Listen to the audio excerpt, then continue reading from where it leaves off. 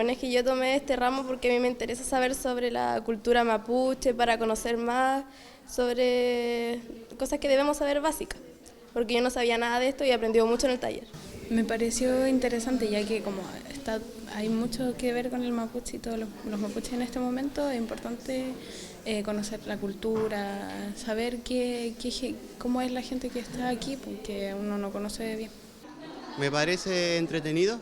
ya que podemos aprender de la cultura, nuestros orígenes, de dónde somos nosotros los mapuches. Y yo me inscribí en el taller más que nada porque yo soy mapuche y me siento mapuche. Mira, fue una idea de un grupo de profesores que partimos el año 2006-2007 en conversaciones de cómo innovar en educación y cómo hacer que la educación esté más, que sea más realista, que sea una educación basada en los valores locales y que sea una educación pertinente, como se me dice por ahí.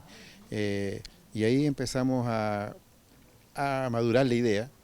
de que teníamos también una buena población de estudiantes mapuche en nuestro liceo,